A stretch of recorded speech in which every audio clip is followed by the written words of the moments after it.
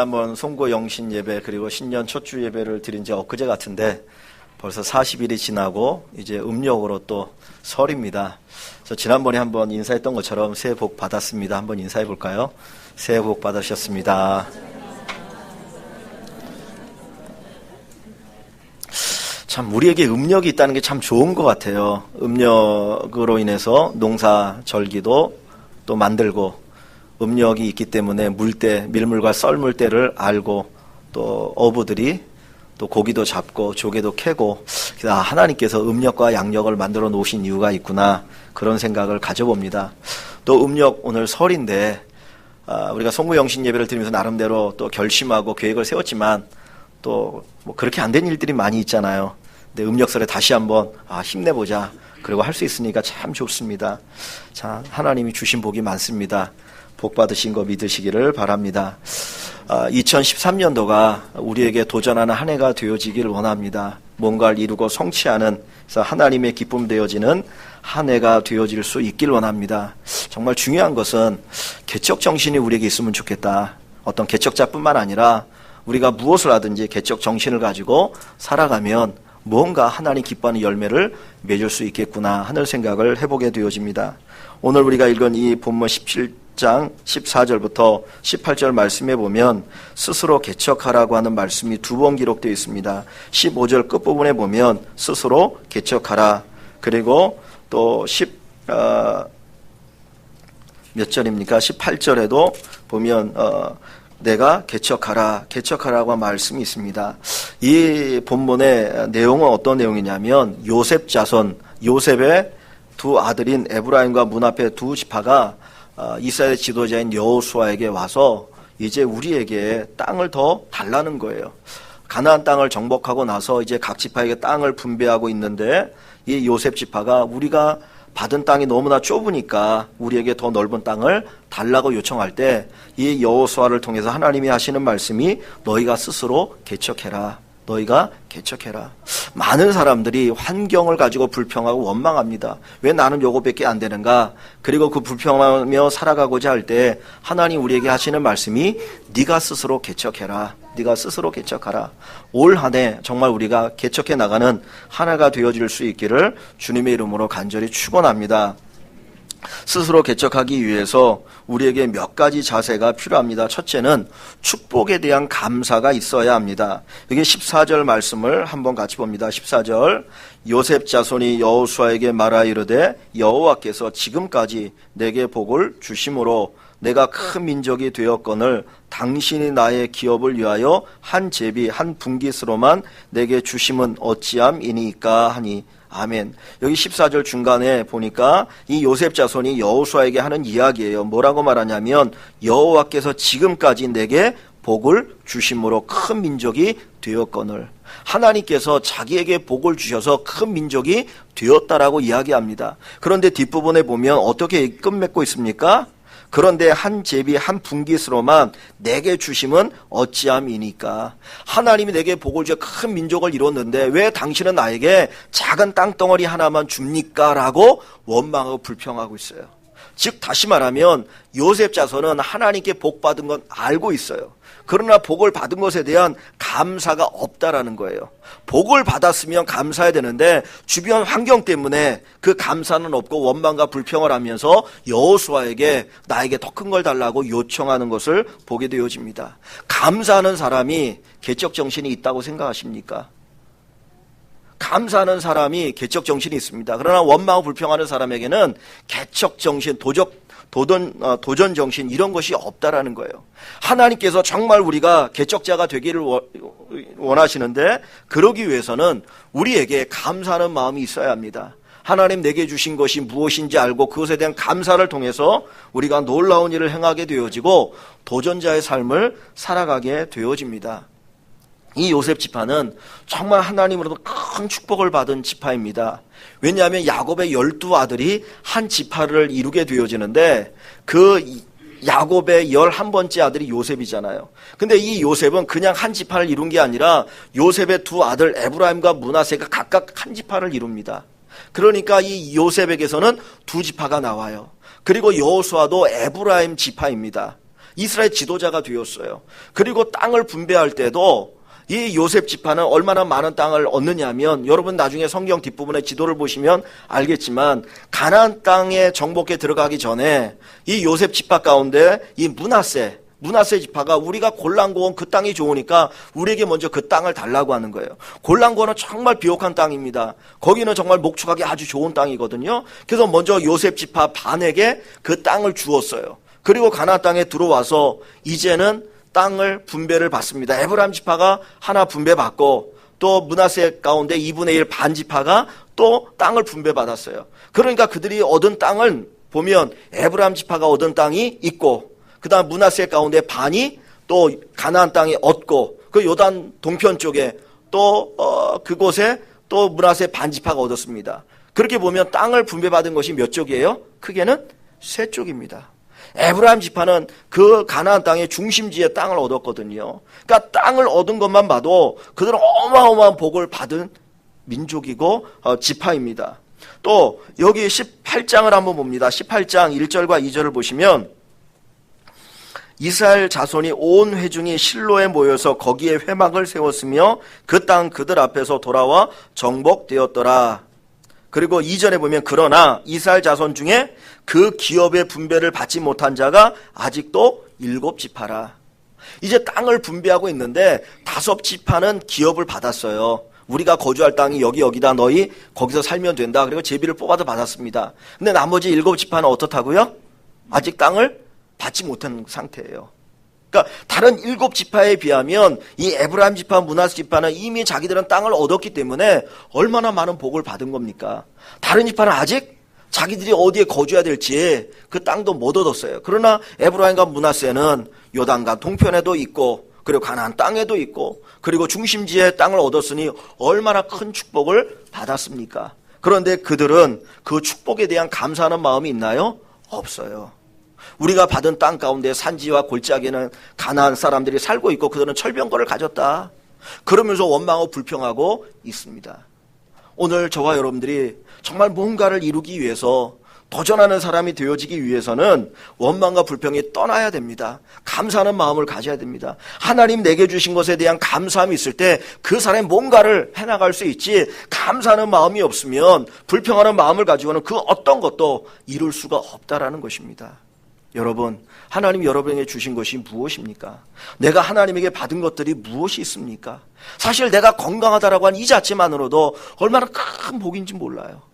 그러잖아요. 사람들은 돈을 잃으면 조금 잃고, 명예를 잃으면 조금 더 잃고, 마지막에 건강을 잃으면 다 잃어버린 거라 그러잖아요. 그런데 여기 계신 분들은 다 건강하니까 오늘도 교회 나와서 예배를 드리잖아요. 얼마나 큰 복을 받았습니까? 그런데 내가 정말 그것에 대해서 감사하는 마음이 있습니까? 정말 내가 건강하다는 그 사실 때문에 감사하면 우리는 주님을 위해서 뭔가 도전하고 헌신할 것입니다. 그런데 감사하는 마음이 우리에게 없기 때문에 우리가 도전하거나 헌신하는 일이 없다라는 거예요. 저와 여러분들이 감사하는 마음을 가지고 움직여 나갈 수 있기를 소원합니다. 이스라엘 백성들이 광야에서 40년 살면서 1세대가 다 죽었잖아요. 근데 그 1세대의 비극의 원인이 뭐예요? 불평이에요. 원망이에요. 감사하는 마음이 없었어요. 가나안 땅을 정탐하게 하고 보여줬습니다. 그 땅에서 난 그 과실을 어깨에 메고 왔어요. 포도송이를. 얼마나 축복된 땅입니까? 그러면 그것을 보고 감사해야 되는데 와가지고 10명의 정탐꾼이 뭐라고 말합니까? 그 땅 정말 비옥한 땅이지만 그 땅의 사람들은 키가 크고 그리고 성이 견고해서 우리가 그 땅을 정복할 수 없다라고 오히려 불평적인 보고를 합니다. 그것 때문에 그들이 가나안 땅에 들어가지 못하는 거예요.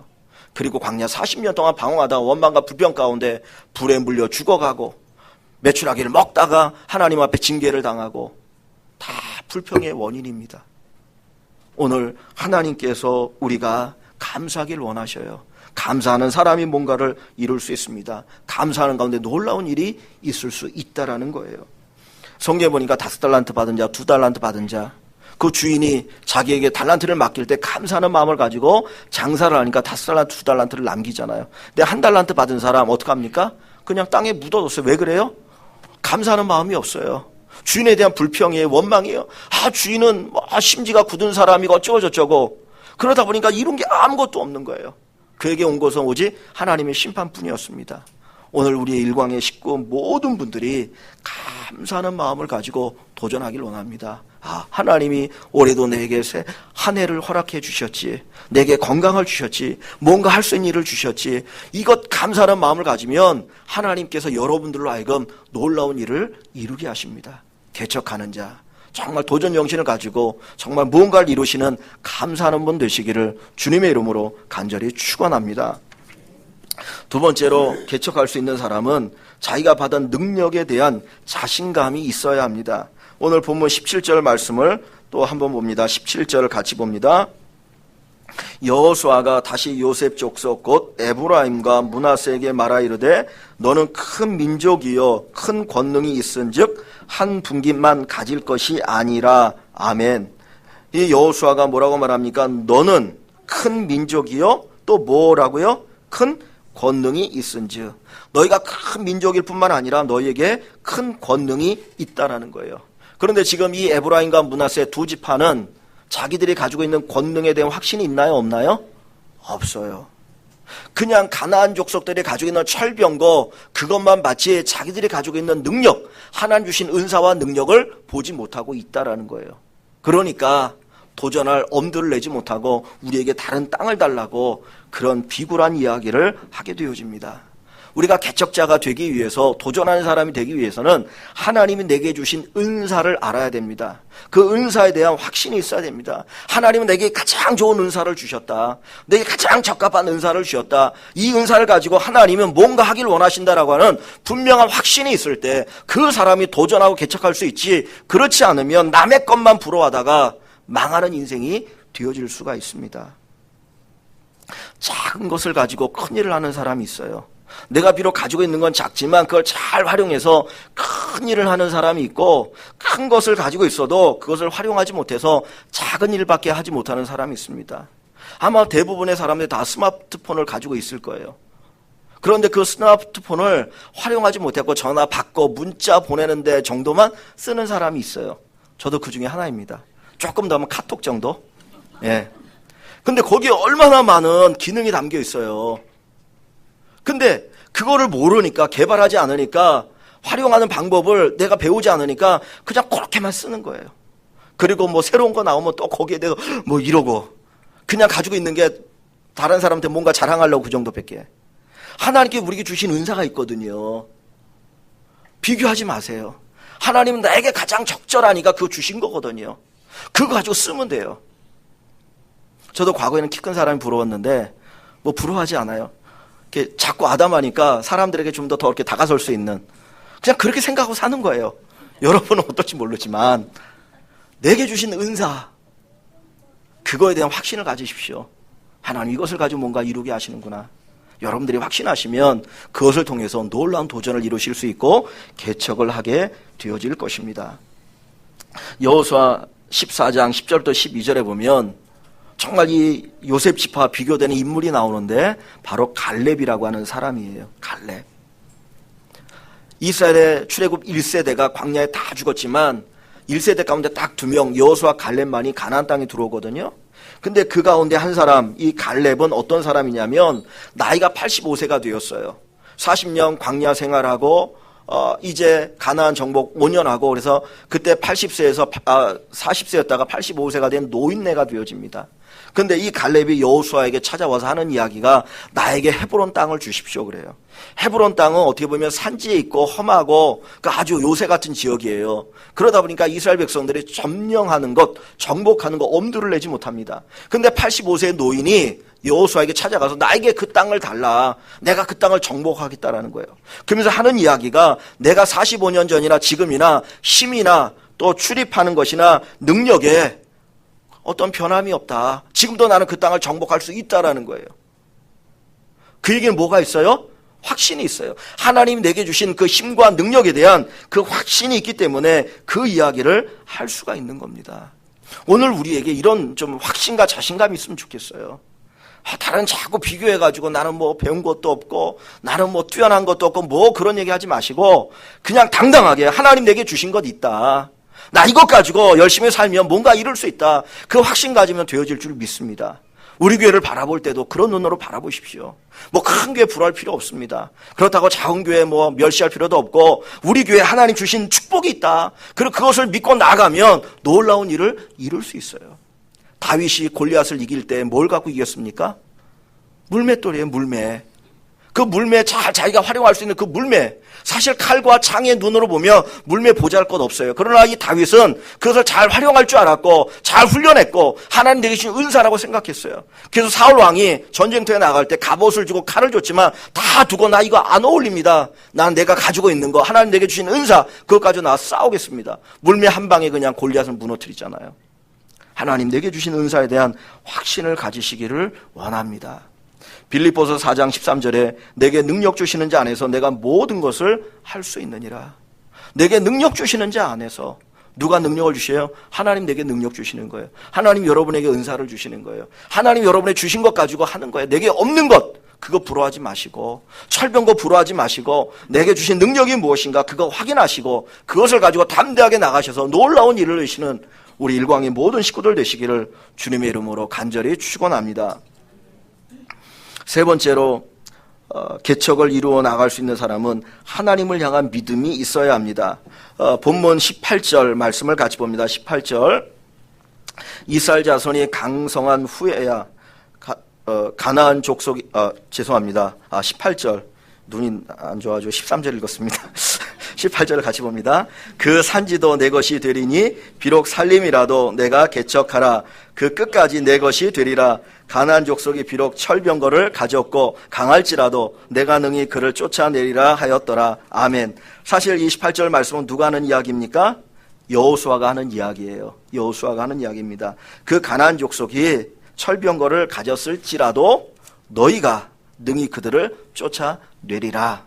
사실은 이건 무슨 고백이에요? 믿음의 고백이에요. 믿음의 고백.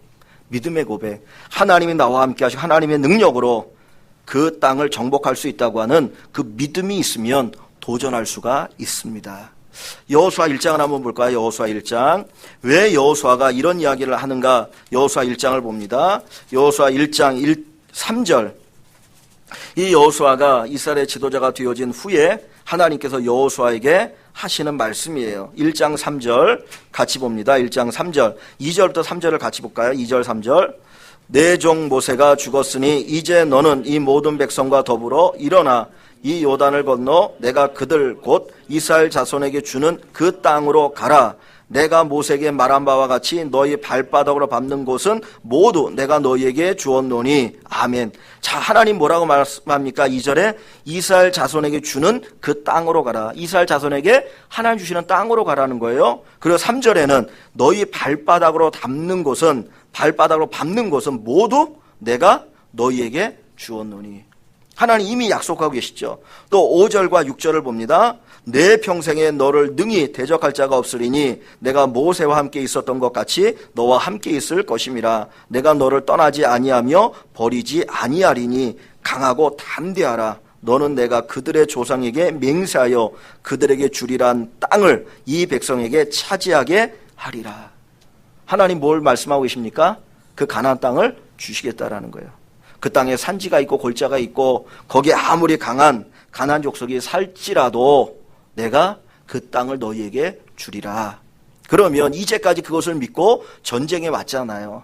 그래서 여리고 성도 점령하고 아이성도 점령하고 남부 북부 다 점령을 했는데 그리고 땅을 분배하면 이제 남은 그 족속들을 물리칠 수 있습니까? 없습니까?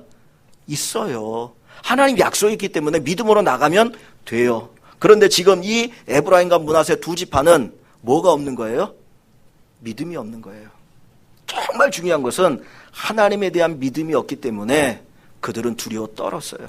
오히려 원망하고 불평합니다. 사실 어떻게 보면 우리 인생의 가장 근본적인 문제는 믿음의 문제예요. 믿음의 문제. 하나님에 대한 온전한 믿음이 있느냐 없느냐의 문제예요. 믿음이 있는 사람 아무리 힘들고 어려워도 웃습니다. 근데 믿음이 없으면 아무리 좋은 환경 가운데 있어도 근심과 걱정과 두려움 가운데 살아요. 그죠? 환경의 문제가 아니고 뭐의 문제예요? 믿음의 문제예요. 믿음의 문제. 지금 이 에브라임과 므낫세 이 지파 두 사람들이 원망하고 불평하는 이유는 하나님에 대한 믿음이 없기 때문에 자기가 복을 받았음에도 원망하고 불평하고 하나님 자기가 주신 은사에도 불구하고 확신이 없고 오히려 비교 의식 가운데 빠져 있어요. 메뚜기 의식. 나는 메뚜기에 지나지 않는다. 그 의식 가운데 살아가니까 뭔가를 이룰 수 있겠습니까? 오늘 우리에게 믿음이 필요합니다. 하나님을 신뢰하는 그 믿음을 가지고 나아가시면 두려움도 없고 정복할 수 있고 도전할 수 있고 뭔가를 이루어 나갈 수 있는 귀한 식구들이 되어질 줄 믿습니다. 사실 어떻게 보면 이 요셉 지파가 그 가나안 족속의 철병거를 두려워합니다. 그러나 두려워하기 이전에 믿음이 떨어졌어요. 그죠? 믿음이 떨어지니까 두려워하게 되어지는 것이고 환경을 보니까 또 믿음이 떨어지고 그 초점을 하나님께 맞춰야 되는데 하나님께 맞추지 않고 환경에 맞추면 믿음이 요동을 칩니다. 그 마태복음에 보면 예수님께 바다 위로 걸어오셔요. 그 밤에 캄캄한 밤에. 근데 제자들이 정말 힘들게 막 그 갈릴리 바다를 이제 배 타고 노를 저어서 가고 있는데 주님이 이렇게 걸어오시니까 처음 보는 모습이니까 유령인 줄 알았어요. 그러다 주님께서 나다라고 얘기하니까 베드로가 원래 또 베드로 그런 사람이자 그러니까 주님 정말 주님이라면 나로 하여금 이 바다를 걸어가게 하소서. 그래서 주님께서 와라 그러니까 걸었거든요. 정말 기적을 경험했어요. 근데 조금 있다가 그만 바다에 푹 빠지고 말았어요. 이유가 뭐냐면 갑자기 바람 부는 걸 보고 무서웠어요. 저 바람이 나를 삼키면 어떻게 하지? 그러면서 무서움 가운데 빠지니까 믿음을 잃어버리고 주님 바라보지 못하니까 그냥 바다에 빠지고 말았어요. 근데 주님이 그 베드로를 끄집어 주시면서 하시는 말씀이 믿음이 적은 자여 왜 무서워하느냐? 믿음이 적은 자여 왜 무서워하느냐? 이 얘기가 뭐예요? 믿음이 적으면 뭐를 무서워해요? 환경을 무서워해요. 믿음이 강하고 담대하면 어떤 환경이 와도 두려워하지 않아요. 담대해요. 이길 수 있다고 생각해. 왜? 하나님이 나와 함께 하시니까. 오늘 우리에게 필요한 건 뭡니까? 믿음이에요. 주님이 나와 함께 하신다. 주님이 나를 도와주신다. 이 믿음을 가지고 살아간 저와 여러분 되시기를 원합니다. 주님께서 부활하시고 승천하실 때 제자들에게 마지막 하신 약속이 뭡니까? 마태복음 28장에 보면 주님이 제자들에게 하신 약속 한 가지가 있어요. 뭐죠? 내가 세상 끝날까지 너희와 함께하리라. 하늘과 땅의 권세를 아버지께 내게 주셨는데 그 권세를 가진 내가 세상 끝날까지 너희와 함께하리라.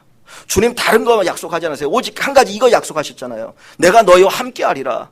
여호수아 1장에도 보면 그 여호수아에게 내가 모세와 함께했던 것처럼 너와 함께하리라. 우리가 이 약속 믿는 거예요. 이 약속 믿고 나가면 됩니다. 이룰 수 있습니다. 하나님 원하시는 일들, 우리를 통해 이루기를 원하시는 일들 할 수가 있다라는 거예요. 믿음으로 도전하시기 바랍니다. 조금 힘들다고 낙심하지 마시고요. 믿음으로 도전하면, 믿음으로 뭔가 하고자 하면 하나님 또 길을 열어 주실 줄 믿습니다. 제가 예배하기 전에 우리 가리자 집사님이 인사 코리아에서 가게를 하시는데 이제 너무나 좀 이렇게 불황이고 어렵다 보니까 가게를 이렇게 넘기셨다는 얘기를 들었어요. 오랫동안 하셨는데 그러나 오늘 이 말씀 속에서 집사님 낙심하지 마시고 믿음으로 도전하십시오.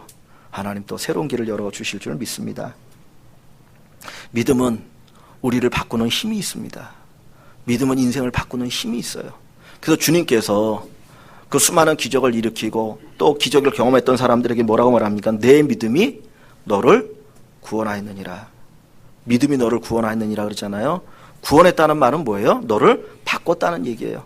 병든 내 몸을 바꿔서 건강한 몸이 되게 하셨고 내가 가지고 있는 어려운 문제를 바꾸셔서 그 문제가 풀어지게 하셨다라는 거죠. 바꾸셨다라는 거예요. 그러니까 믿음은 우리를 바꿔줍니다. 믿음은 우리 인생을 바꿔준다는 거예요. 믿음을 통해서 한번 도전해 보십시오. 그 믿음을 가지고 여러분들이 움직여 나갈 때 하나님이 역사하심을 체험하게 되어질 줄 믿습니다. 수많은 사람들이 불황을 이야기합니다. 경제적으로 어렵다라고 이야기하고 현실적인 어려움을 이야기합니다. 그런데 그렇게 가게를 하면서 대박 나는 집들, 그 사장님들 인터뷰가 맨 마지막에 하는 이야기들이 있어요. 불황이라고 해도 염려하지 마십시오. 분명히 길은 있습니다. 믿지 않는 사람들 길은 있다고 그래요. 그럼 믿음의 사람들은 길이 있습니까? 없습니까? 있어요. 내가 곧 길이요 진리요 생명이니 주님께서 우리 길 되시는데 우리가 그 길 걸어가면 승리하는 사람이고 그 길 걸어가면 정말 복된 사람인 줄 압니다. 믿음으로 나가십시오. 주님이 나와 함께 하신다. 어떤 어려움도 이기게 하신다. 그런 놀라운 역사를 보게 하시고 하나님이 기쁨이 되게 하신다. 저와 여러분들이 믿으실 수 있기를 원합니다. 하나님 오늘 우리에게 뭘 말씀합니까? 현실에 안주하거나 그거 불평하지 말고 스스로 개척하라. 개척해 나가라. 도전해봐라. 도전해봐라. 그래야 뭔가 이루어지는 것을 보리라. 하나님 분명히 뭔가를 준비해 놓으셨어요. 그리고 그것을 우리가 얻기를 원하시는데 그 방법은 뭐예요? 도전하는 거예요. 도전하는 거. 도전하기 위해서 먼저는 감사가 필요합니다. 하나님 내게 주신 것에 대해서 감사하십시오. 내가 받은 것에 대해서 감사하길 원합니다. 두 번째, 하나님 내게 주신 그 은사, 그 능력을 활용할 줄 아시고 잘 개발할 줄 아시고 자신감을 가지시기를 원합니다. 마지막 세 번째 가장 중요한 것, 믿음입니다. 하나님에 대한 믿음. 하나님 나와 함께 하신다. 하나님 나를 도우신다. 이 믿음을 가지시고 정말 놀라운 도전에 도전하시고 개척자가 되시는 축복이 있기를 주님의 이름으로 간절히 축원합니다.